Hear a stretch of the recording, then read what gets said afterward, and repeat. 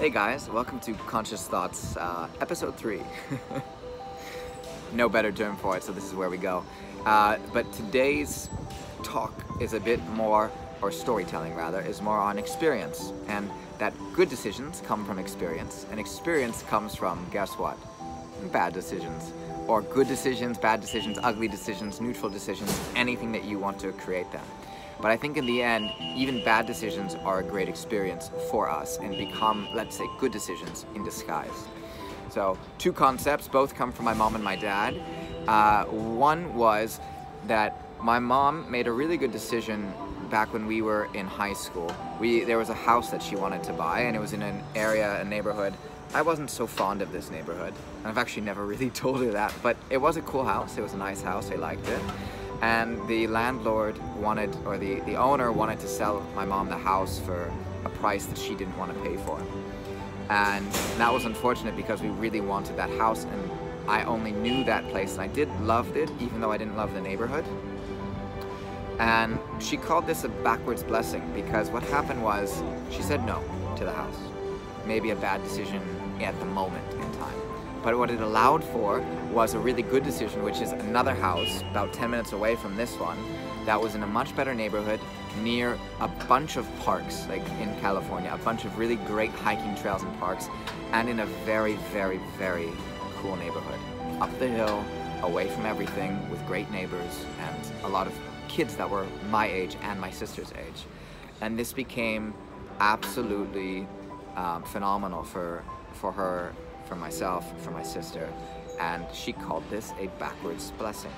And that was an experience that she had to go through. She had to go through a little bit of the pain of going, no, we're not going to take this house, but we'll keep renting it.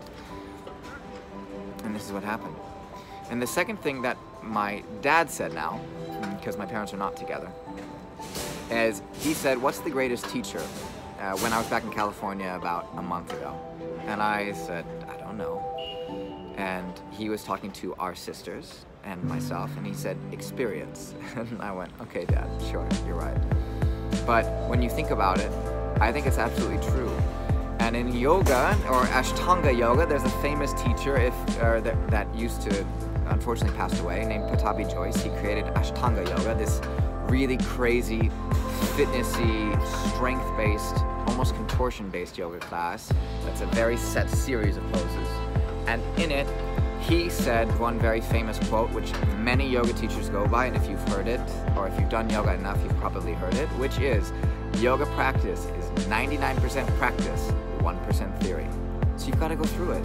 You've got to go through the good, the bad, the ugly, the otherwise, the pain sometimes even the injuries, the struggles, the lack of progress, the fast progress too, and moving through one step at a time.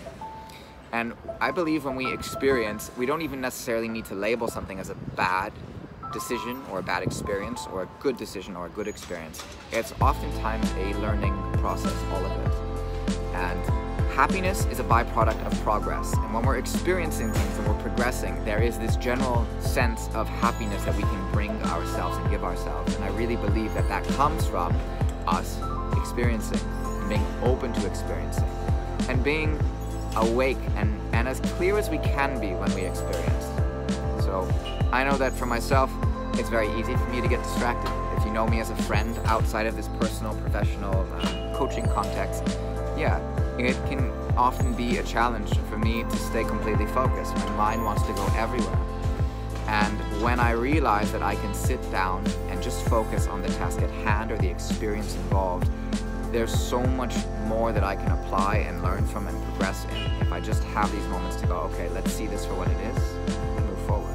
But we all have our journey, we all have our experiences, and we all have our situations, I would say, that lead us to make good or not so good decisions. And I know for one that this sense of focus, in my opinion, in my life, if I'm not focused, I have definitely made decisions that have not been the best.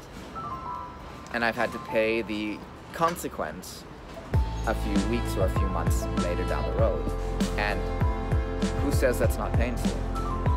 And I know I'm being very vague with this. There's a specific example that I have in my mind, but I'd rather not share it because it's a bit dear and more personal to my heart. But what I would say is these moments help us really recollect and relearn a bit more about ourselves and go, you know what, that's where I can change.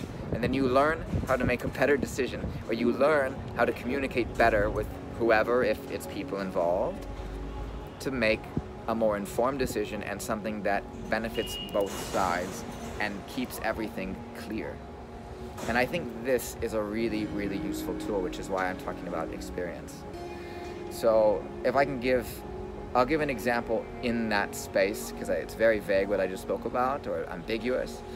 We'll talk about it, let's just say a friend. And I was unclear and I wanted comfort. So I said yes to a bunch of things that I didn't want to say yes to. And what happened was it ended up turning into a deeper friendship than I may have wished for. And a deeper friendship that I was ready for. And even though I knew that in my heart, I wanted this space of comfort, of safety, of physical, psychological safety. So I said, yes, let's do this. Let's go into this realm in this space. I'm going to tilt the camera, okay?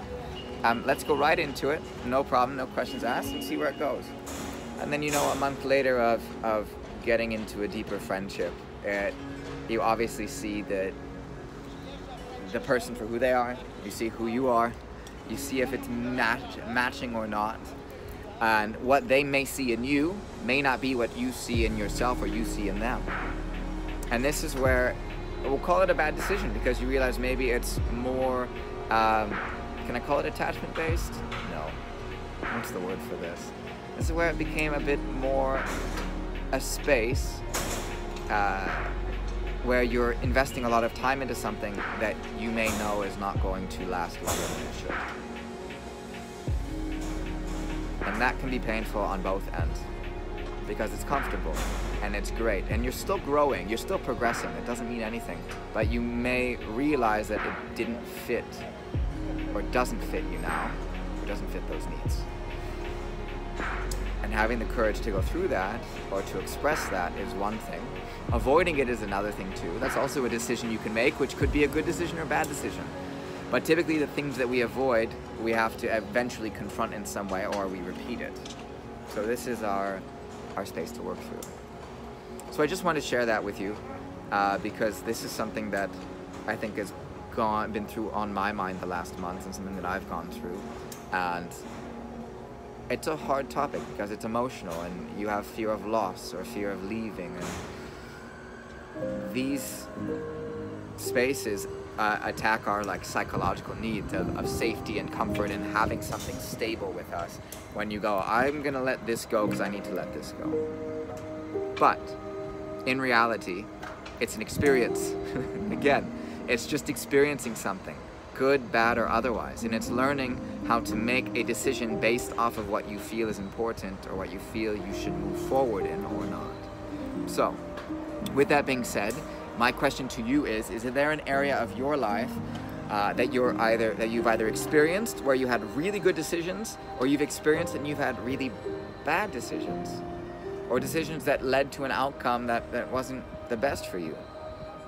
But the point is not the good or the bad. The point is, what has that done for you in a positive note? Because there's for sure a light side to this, a good side to this, where you've learned something, or you've gotten the opportunity to learn something from it, rather than, oh, that's just terrible and poor me and yada yada yada. This is not the point.